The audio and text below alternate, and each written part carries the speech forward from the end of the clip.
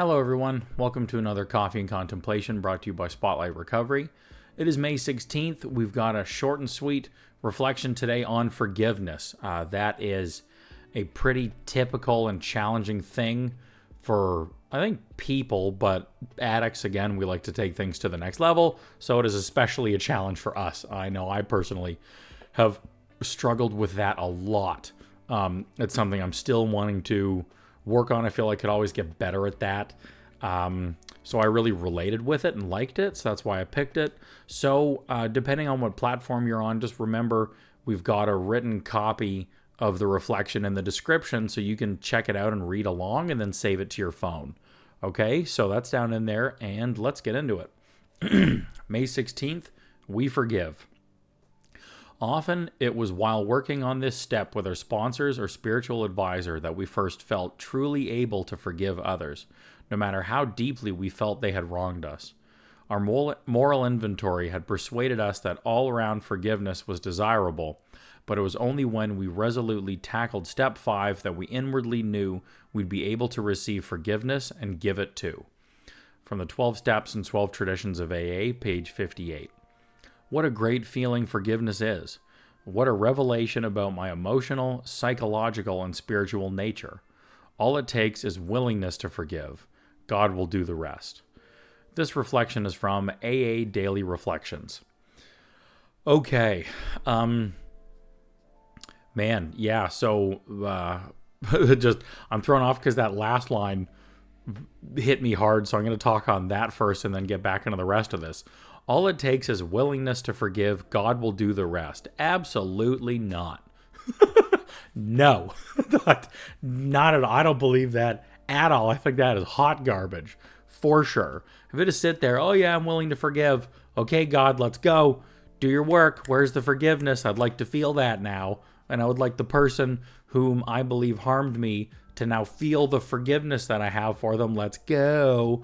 No, you got to do that work. You have to do that work. And in this case, this is 12-step focused, so about inventorying on it. So even if you're in a 12-step program or not, it's about genuinely looking at whatever the resentment is. What are the two sides? Like, what do you feel as the harm was done, or what are the emotional impacts? What impacts did it have on you? And then having the courage to look at, well, what was your part in that? How did you contribute to said resentment or issue? And then work towards a solution if you can speak with this person or institution, whatever it may be. Is there a path to a solution on this, or do you just have to focus on forgiveness and let go of the fact that you can't have that conversation and then, write a letter and burn it or send it out to sea or whatever it may be just to do some ceremonial form of forgiveness? But no, you have to do all that. God's not going to write the letter for you. It's not going to happen. So no, I really wish that wasn't in there. I think that's really bad direction. And it takes the onus off the person who has the resentment or won't forgive, and then just absolves them of having to do any work about it. Like, I'm a lazy addict. You tell me that, I am absolutely going to sit back, not do a damn thing, and then when I'm not feeling forgiving to a person, I'm going to blame God and say, well, I'm waiting for them to do the rest of this work.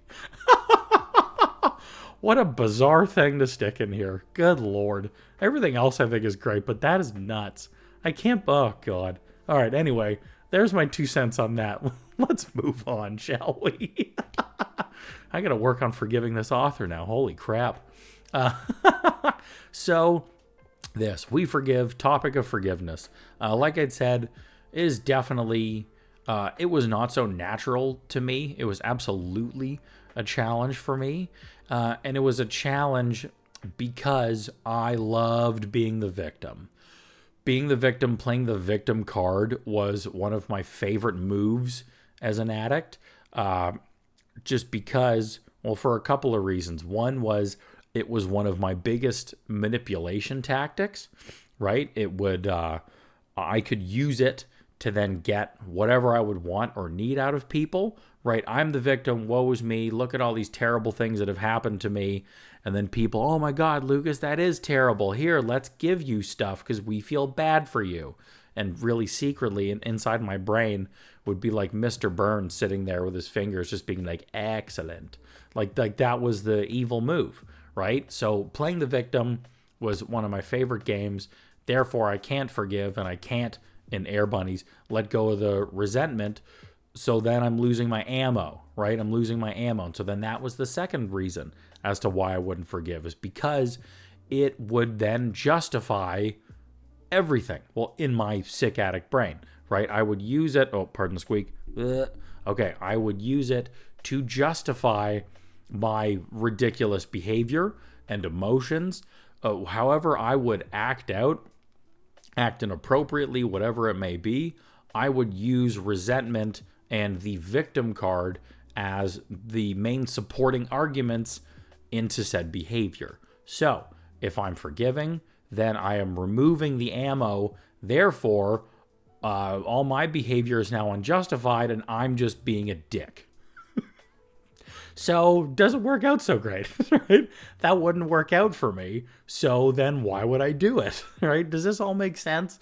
Yeah, so that's what I've learned about me. And I think it's also a pretty common addict behavior. I've seen this with a lot of folks that I've worked with.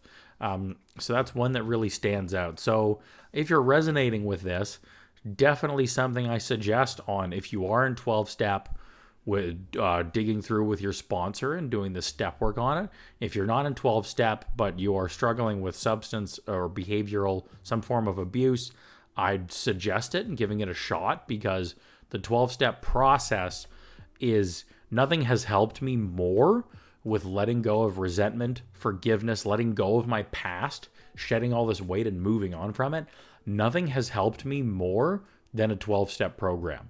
And I would love to see 12-step programs. This is just like a little sidebar here, so let's see if somebody can pick this up and run with it, because I don't have the time for it right now.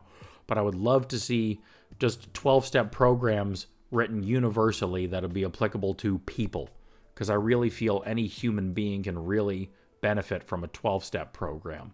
So anyway, throwing those suggestions out. If you're still on the anti or 12 steps not going to work for me train, no problem. Speaking with a therapist or counselor, recovery coach, wink, wink. Just doing that processing with somebody really can help and make such a difference. You learn more about yourself and what makes you tick, so you won't be sitting there looking in the past behavior going, why the hell did I do that? You'll know why you did that. So freeing. So highly suggest all of that. And then, of course, this end result, yes, it's hard. It's scary. You have to do all this work. You have to have all these uncomfortable conversations with people. But that result is just going to be more freedom for you.